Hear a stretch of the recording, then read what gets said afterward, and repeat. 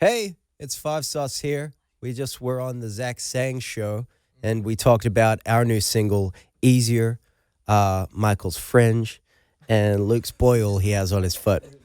So check it out. Tune in. Let's do this. Zach Sang Show. By the way, hi, beautiful humans. Hello. We got 5 seconds of summer hanging out in the studio. All right. All right. Thank you. Woo! Easier. That is the record. That is the record.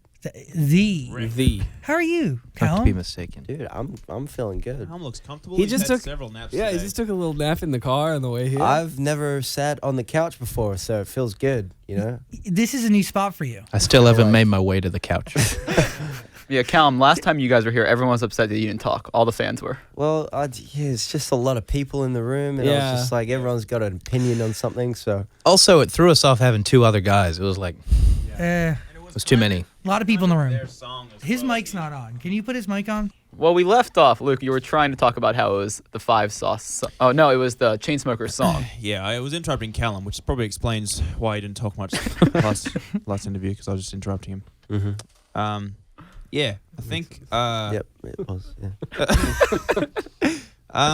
Yeah, what were we saying? That there was a lot of people in the room. he We just actually were wasn't talking talking about that. much. Yeah. Yeah. Callum wasn't talking because much. there's a And lot- now well, he yeah. won't shut up. Yeah, there's a lot of people in the room. Then it's Chainsmokers featuring Five Sauce. You know, we were very busy as they are. We're like, you know, you boys take the questions, take a few extra, Yeah. and we'll just kind of hang out and see what you got. It was actually interesting seeing someone else do and answer questions like that. What in the same room though? It was cool. I get it, because you're kind of like watching somebody's interview while being a part of it at Yeah. the same time. But it's good to see you up here.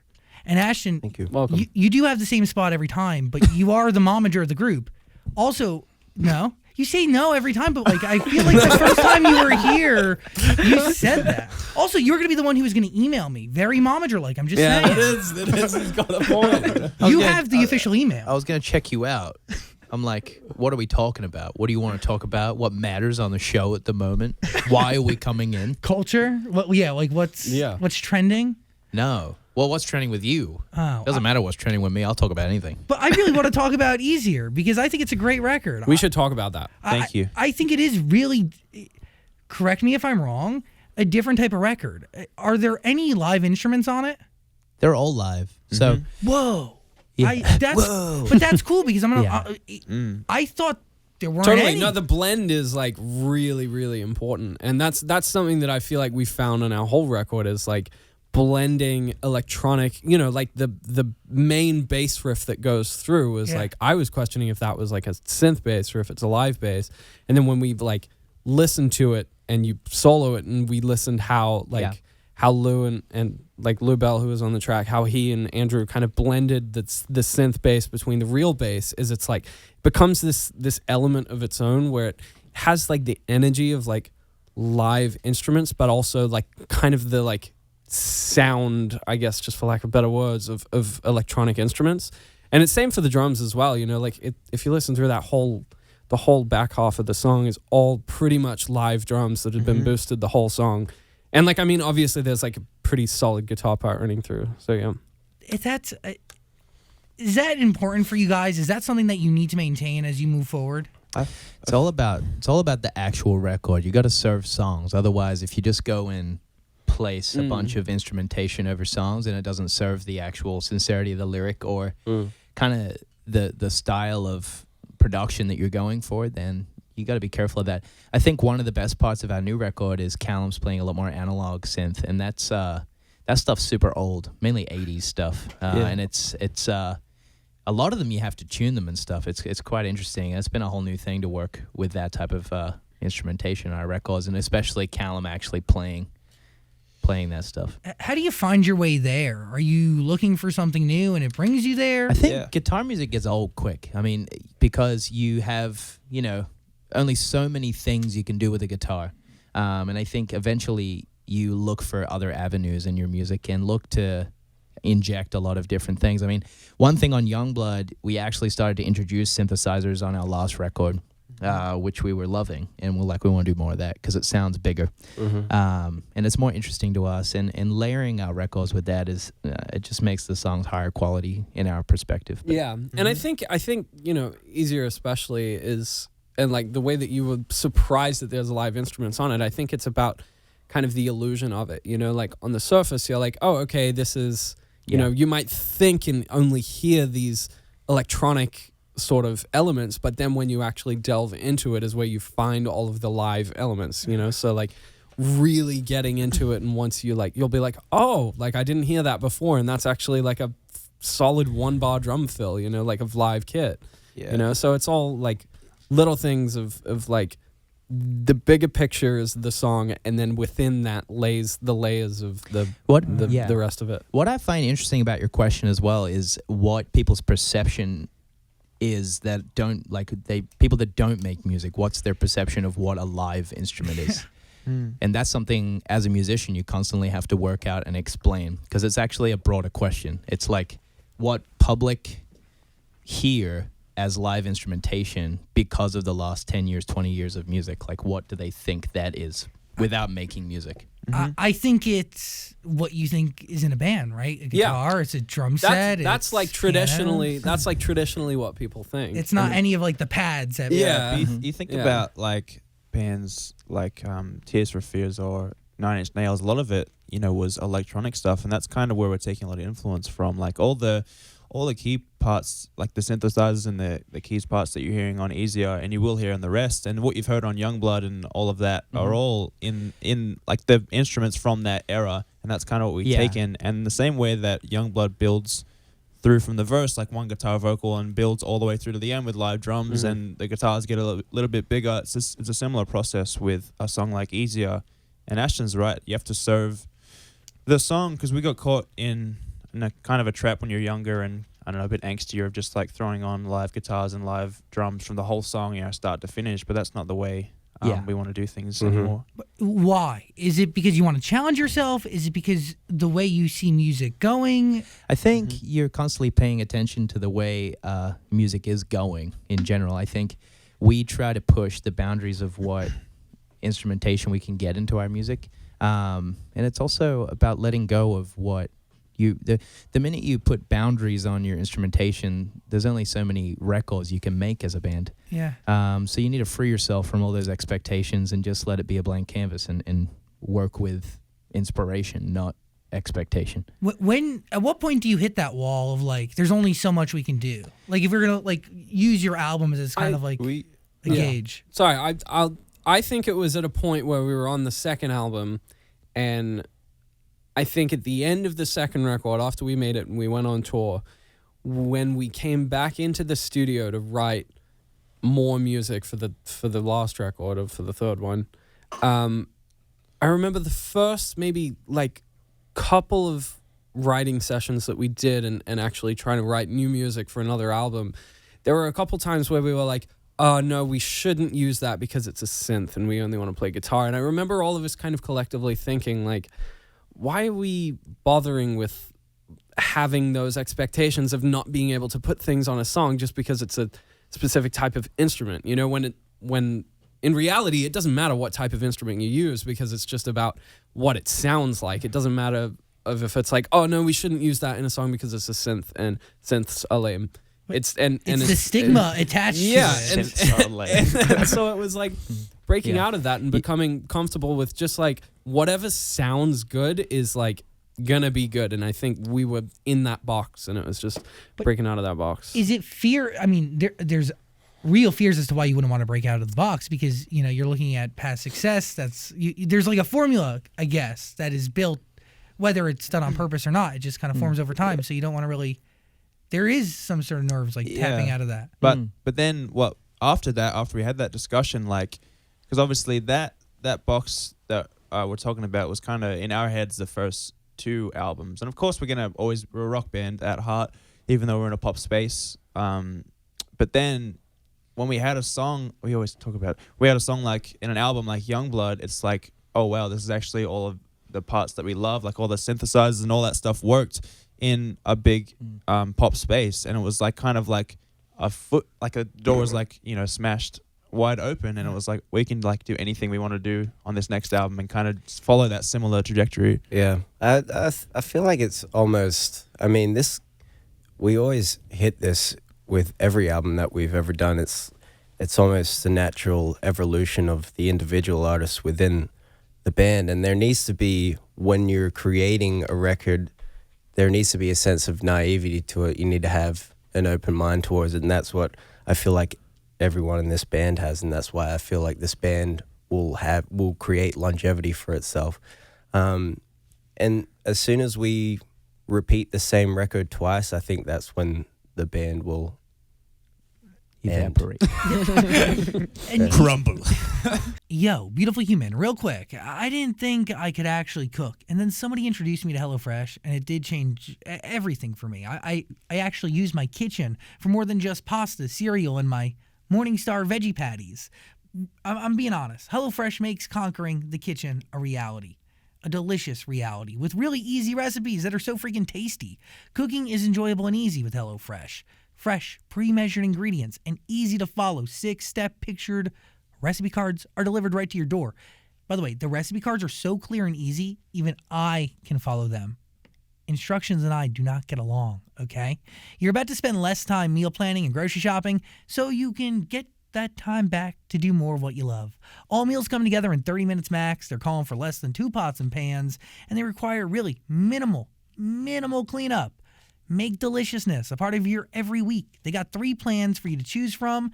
You got classic, veggie, and family with the option to switch between. So you can switch whenever your tastes decide to switch it up. Whenever you want that change, whenever you want to evolve, HelloFresh is there for you. If you want to try HelloFresh, I got a hookup for you. You can get $80 off your first month. Go to HelloFresh.com/ZachSang80. That is HelloFresh.com/ZachSang80. And while you're there, enter the code ZachSang80, and you're going to get $80 off your first month. That's like receiving 8 meals for free. Try it out and let me know what you think. You don't want to say rightfully so, but like, do you guys really want to be in a band that you're making the same exact record every time? That would be so boring. Some people do, though, which is all right. Yeah. I think there's a lot of bands out there that understand the thing you were talking about before, the formulaic expression of what they did one time, it worked, do it again and again and again. And that works for some groups. I mean, and replacing the word formulaic with cult following and people liking what that is. I think a lot of great groups did that. And Green Day aren't going to go and fuck around with synths or anything like that. I don't think so. And I think that's a brilliant style of music, and it's brilliant that people know themselves so well from the get-go. But the brilliant thing about being a pop artist is you get to comment musically on the whole history of music, and you get to use it for your advantage. And that's why we are a pop band inevitably as well. You get to evolve as tastes evolve. There's a freedom, and also I think, unfortunately for people, putting the expectation on their sound or not exploring it, but in a how would you say, like a kind of a thought out way. A lot of people like evolve their sound, they get it wrong, and they get disheartened, they go back to what they did before. And that's not what we do. We spend a lot of time working out what the natural progressions are, and you pay a lot of attention to history. Like, if you look at the musical influences we're using now, a lot of industrial influences that was super popular in the mid-90s, early 90s. Mm-hmm. What went coincidingly with that was hip-hop. And that was at the same time. I mean, you can look back at the coinciding type of things between Nine Inch Nails, Marilyn Manson, Eminem, continuing on from there, Snoop Dogg, all those people. And they ran side by side, but music's doing that now as well. So you've got things come back around. So if you look at, right now, you'll see Billie Eilish is using industrial influence as well as super classic songwriting, which is awesome. And adding those rhythms in, coincidingly, what's popular at the moment. I mean, it's urban, so it's cool. It all kind of swings around, but you need to pay attention to the past in order to get to the future. History always repeats itself.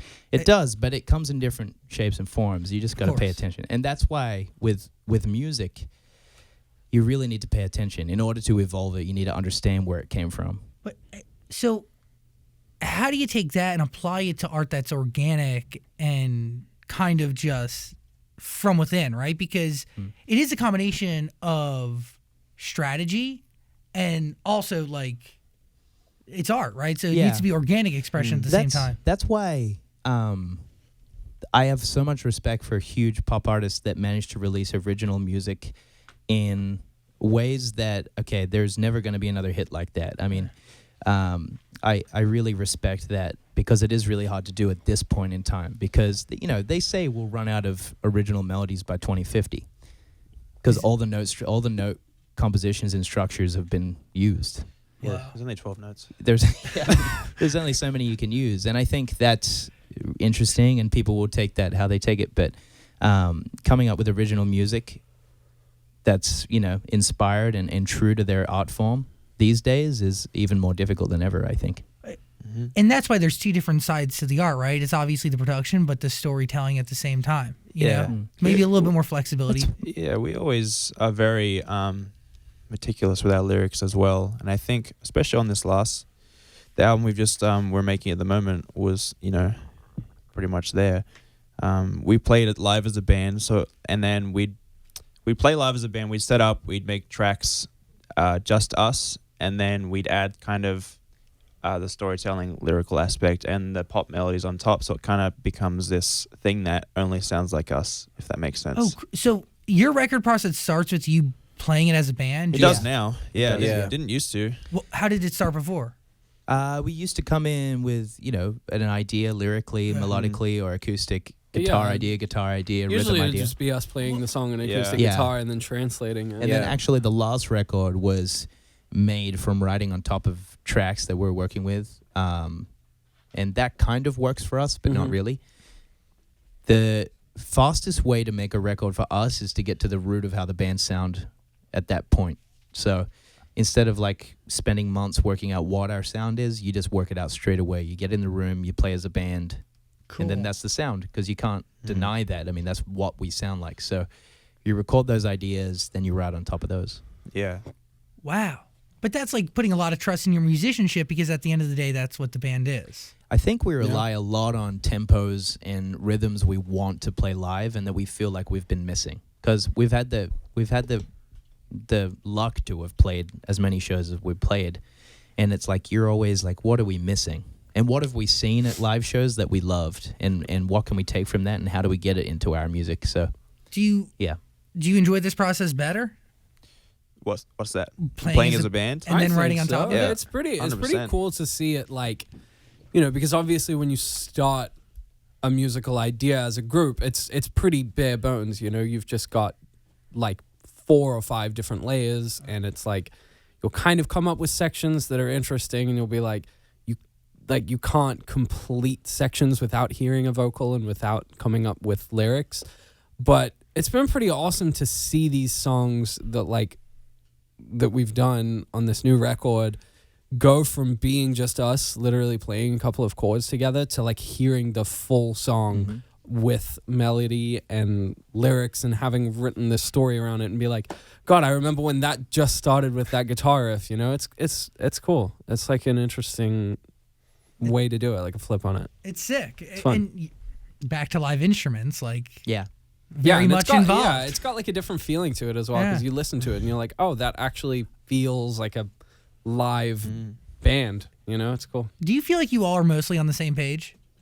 Sometimes I think it's important. I mean, that's part of being in a band as well, like your communication and how you get people to understand where you want to be at sonically and with your songwriting, and it takes months, if not years. Yeah. And I think us as 4 different individuals, like Cal was saying before, I think bring something different and bring a different like side of perspective of music or whatever to the table, you know, like we all each have our individual interests in whatever it may be, and kind of combining it together and pushing it forwards is always helps to have it as like a, you know, you fill every hole that's missing in this puzzle and Between you- the 4 of you. Yeah. I think Yeah. Very that's, easy puzzle. It's like a beautiful thing, though. Like, I don't necessarily think, especially musically and sonically, you can be parallel, but you don't have to agree on anything, on everything. Sorry, because it sometimes it creates tension within the music that is, you know, unique Yeah. in a way. it can't just be like all straight down the middle. You know, it needs to have that Yeah. dynamic of push and pull. I mean, all the greatest bands in history, well, most of them had a lot of inner tension, whether it be musical struggle, personal struggle, etc. I mean, that tension creates great music, I think. So, Yeah, definitely. It's emotion. Yeah, I mean, even like when you're writing lyrics, like the amount of walls sometimes it has to go through with like just within the band, and then also with like outside writers who have, are massive pop writers, because we're all very big fans of pop music. We love writing pop songs, and it's interesting. You're totally right, where it's like it has to have that kind of tension, like with at least one of the member in the band, if not all. Yeah, it's cool. Is there something that you know about each other that you wish you didn't know because of how close you are? Because sometimes I think about how long you've been doing it. Like, it's been a long time. We've seen some with each other, I'll tell you that much. yeah, there are parts that you keep to yourself, though, as well. I think it's important to be like, I don't know, respective of each. Like, Yeah. I'm each dude handles things differently in the band, and like, for instance, like I need, I don't know, different things that I don't include these guys in, because you need to have your own influences in your own life in order for 100%. your career to be successful in a group. Like, otherwise you become cyborgs and you're the same people. That's how you probably contribute. And Yeah. that's how you get a mix of different emotions, different personalities, which ultimately kind of equals longevity. Yeah, and your collaborations are based off that too. I mean, Yeah. the reason we moved to LA was to meet people that are far better at what we do than us, And it's those challenges that you come up against, but in every aspect of your life, like we all want to improve our skills in general, and that's why we're here. Even just on like an existential level, Yeah. at like the basis of being just a human being. You don't want to be, this is Michael from 5 Seconds of Summer. It's like, no, Yeah. I'm my own dude. yeah, I'm Michael. totally. Mm-hmm. You're an individual. That's but the word. you gotta, a lot of the time you gotta fight for that these days. Yeah. Yeah. But you guys are in it, again, you've been doing it a long time. Mhm. You have, there's no band, there's no 5 Seconds of Summer without the four of you. Totally. Do you agree with that statement? Yes.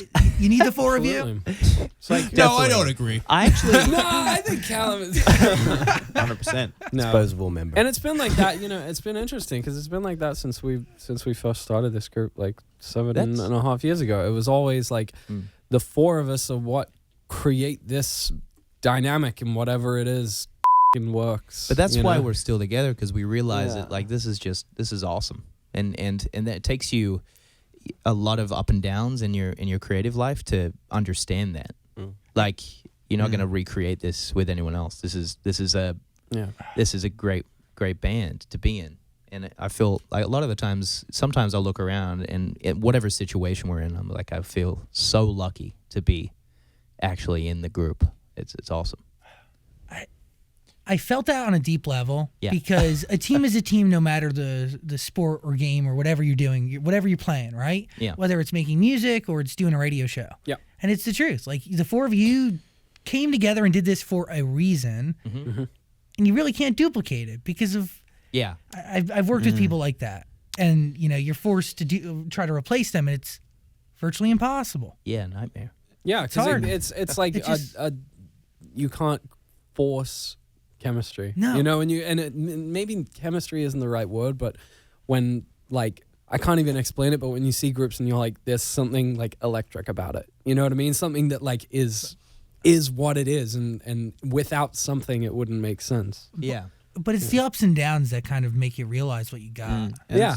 it's also odd that it takes you a minute to figure out that, and even it takes you to take a step away, because a lot of bands would be afraid to, and I guess we were for a minute, like to be like, live separately, and then like, everyone gets girlfriends and everyone does their own thing, goes on their own holidays. We don't go on band holidays anymore. Well, sometimes we do, but like Vacations. it seems like a scary thing that would tear the band apart, but then it's also a thing that brings up a mindset that Ashton just pointed out. It's like, then you go back into the studio and you're like this is crazy that this even happened. And because when you're younger, 15 to 20, it was like obviously so stoked, so lucky to be in the band. But then when you have a second, you're like, whoa, that was like a moment.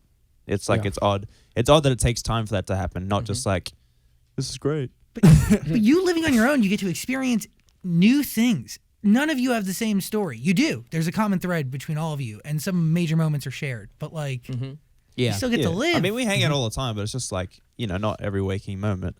It's have you felt challenged by LA? Sorry, I know we're running out of time, but Whatever, man. have you felt challenged by this city? Because you mentioned it. I think I think about it a lot because of the Australian mentality and What is that?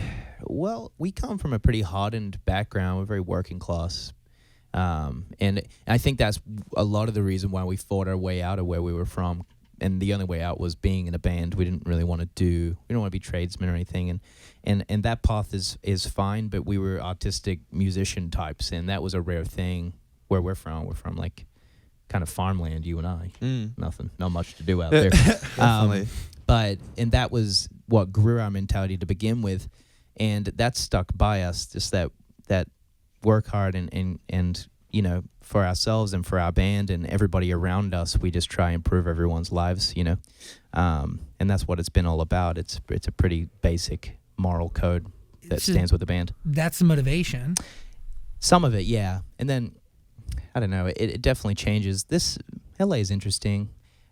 We love making music here, and I've met some really fascinating people here, but I think LA is a test in itself if you do what we do. It's like if you can stay healthy and keep your mind right here and overcome personal challenges and become a better version of yourself. Inevitably, a lot of people become the worst version of themselves here. So it's like I would call it like a level. You level up. Yeah, you kind of In this video game? Yeah, you kind of level up in your life, your whole life, and then I think this city is one of them. When you're a musician or an artist, I think you need to overcome your own demons, other people's demons, and come out on top. And you get to go through it together, right? You Oh, do to it a degree. separately, but you have a safety net there that's special. Yeah, it's cool. Definitely. Where did Easier start?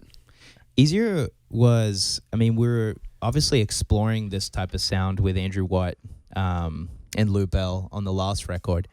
And then Ryan Tedder started writing again. So Andrew said to us, he's like, we came up with this idea for Easier. And where were we? We were in, when he FaceTimed us and called us, we were in Pennsylvania? I think we were in Playing a state fair or something? Yeah, we were in some crazy place. I remember walking in and being like, "What the heck?" And the annoying, well, not the annoying thing. We went on tour, but we were like, damn, this is where we're really diving into it. And when we got to the end of album 3, we were like, okay, we're really exploring this new sound now, and it feels awesome. So Andrew remained in the studio for another 6 months, and we were out on the road. And he goes, we came up with this idea. Rhythmically, it's the same direction as Youngblood. Check it out. Here's the top line. And the melodic was how it is when you hear it. And then Charlie Puth has actually worked on it as well, Wow. which is crazy. So he's playing a couple of the key parts and stuff on there as well. And then we kind of explored the sound, and we went back in the studio. Luke recorded it. We all recorded it, put 5 Sauce on it, and made it closer to Youngblood because we wanted to keep on that trajectory sonically. And then we kept exploring it, and it's actually one of the first ones we did.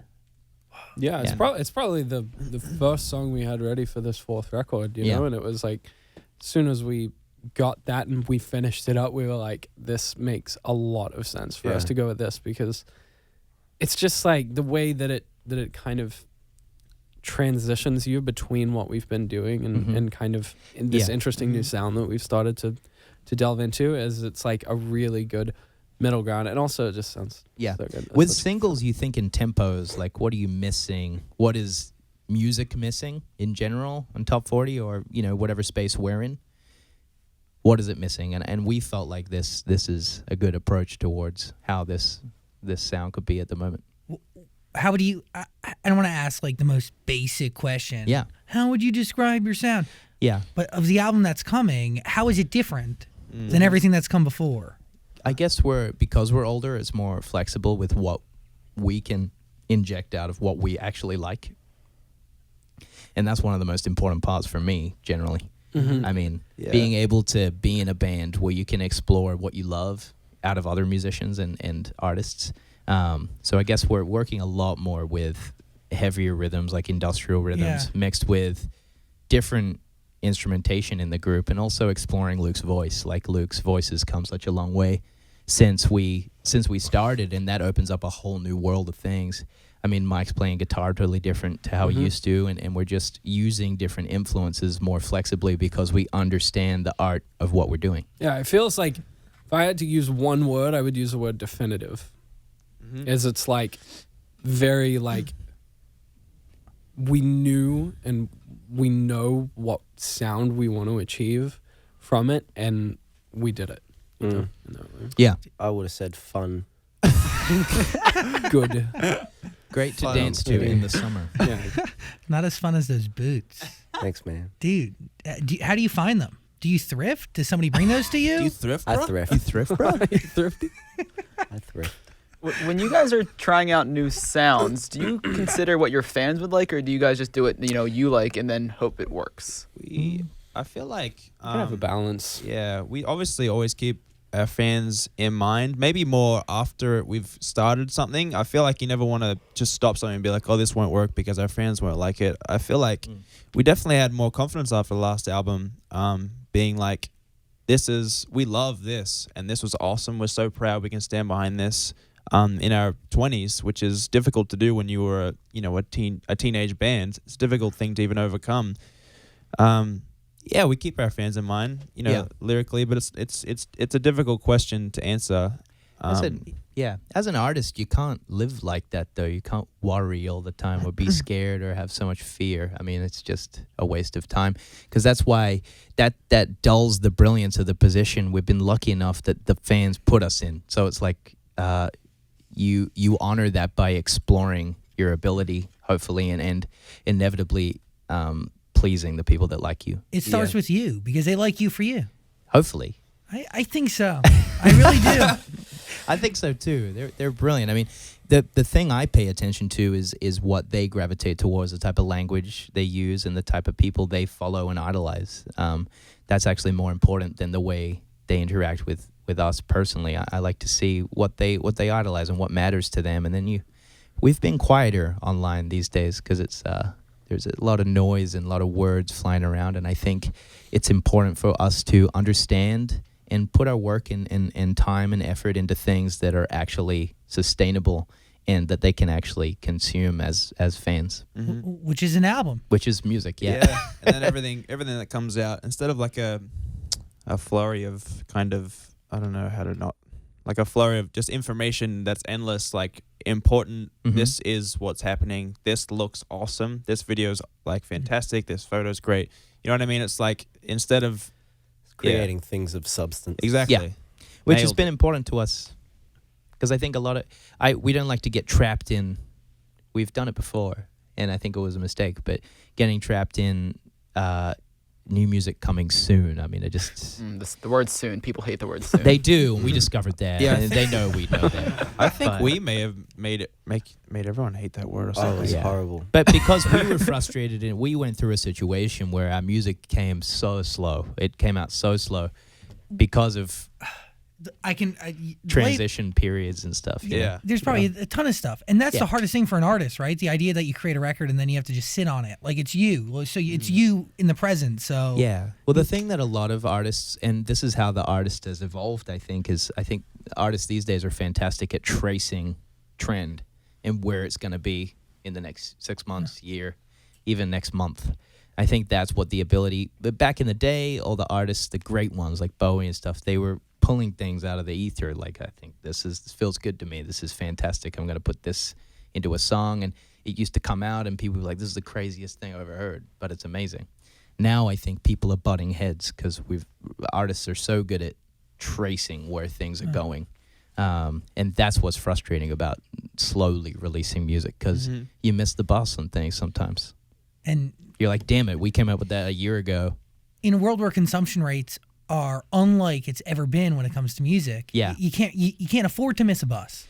You can't, but that's why the silence is important. I think people are too loud these days about the dead time in the middle without music, without video, without all that stuff. I think it's worthwhile holding back and releasing when it's right.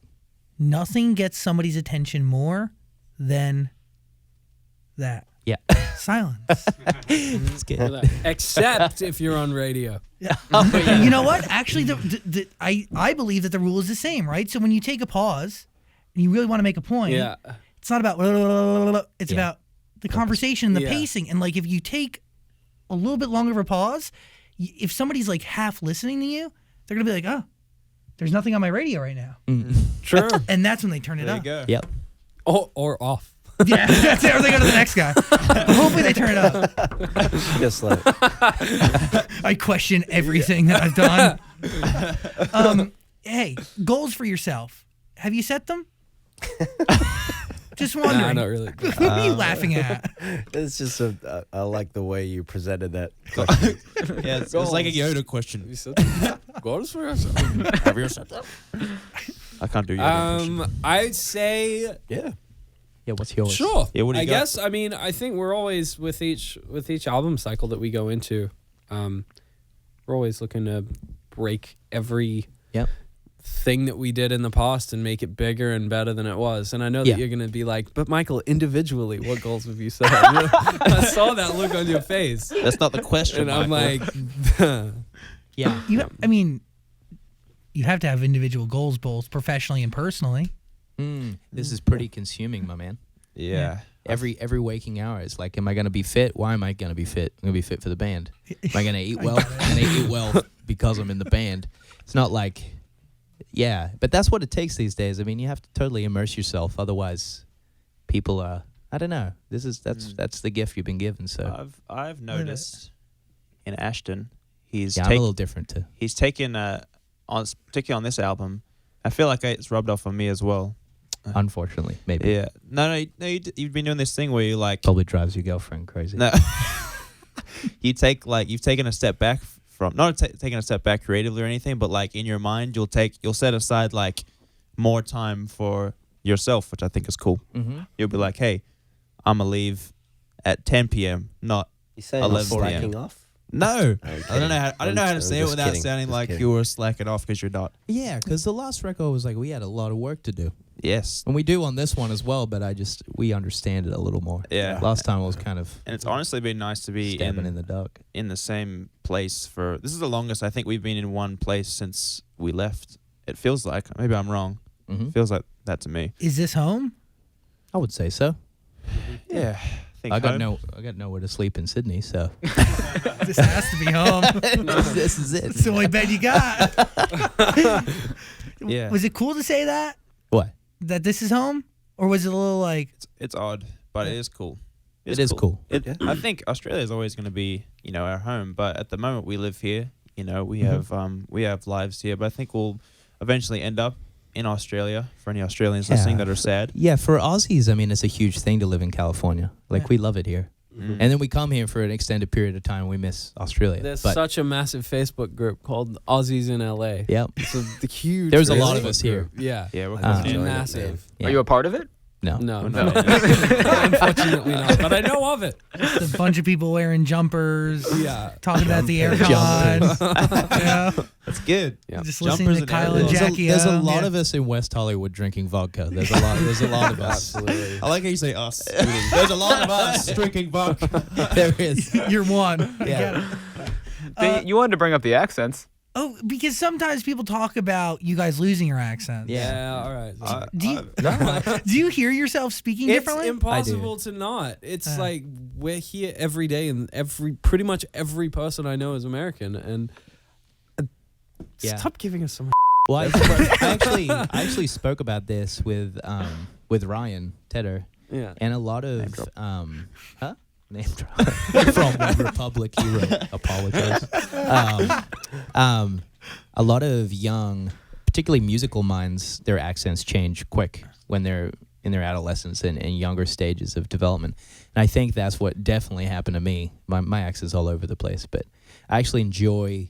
I'm a bit of a psycho with it, but I enjoy productive communication. I don't like people not understanding what I'm saying. Yeah. It like bugs me. That's the frustrating thing. I've tried to ease up on not ease up because it's kind of hard. Like in this interview, I probably sounded more American than I would if I was at home just talking Chilling. because I feel like I want you yeah to myself I want you to understand what I'm saying as much as possible. And it's even as simple as going to Starbucks and trying to order anything, and they don't understand what you're saying, so you just talk American. And then that is every day in every conversation, so you just kind of put a bit of a twang on. But also, being a global band, you think about everybody listening. Yeah. And people don't understand Australian over American.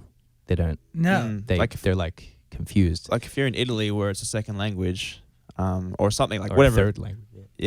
Whatever it is. Like American accent is like they're gonna understand Staple. you on Everybody stage. gets it. Yeah. Everybody understands. Everyone's it. seen Friends. And, you know? and other weird stuff. I mean, we had a Danish vocal coach when we were very young, and she What? got the Australian accent right out of us. Like, because it's when you're singing, a lot of the vowels are Australian vowels are terrible for singing. And you're so young, so you pick things up that stick with you Yeah. forever. Yeah. Sponge. Yeah, We man. were sponges. Crazy stuff. It's That's it's cool. nurture. Yeah. Nurture, man. Not to be confused with nature.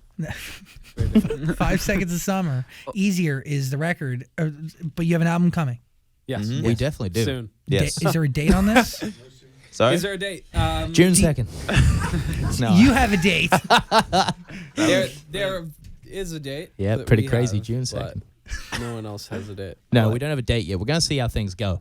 Is that cool? Yeah, that's okay. Slow and steady wins the race. I think. And if like, things don't go well, do you scrap it all and restart? Well, we could. That's the thing as well. I mean, no, things will go great. It's just like if you're watching this or listening, I think, if the first song does well, second song does well, might get an album pretty quick. First song does okay. Second song is doing all right. Third song. Then you're Third looking song, at, you're looking at an extra month. release. You're looking at a plan hesitant changes. release. A hesitant release. It's out. Just being honest, that's how it is. But Yeah. we'll see what happens. We've had a couple songs. I do have one question about the new sound. Is it more fun to play live, or are the old songs more fun to play live? It's actually heavier, The new stuff. which is interesting. We live. haven't played it in front of an audience yet, so No. that's gonna be a real telling sign. But it's a hard question to answer before playing it live. Yeah, I mean, it's odd.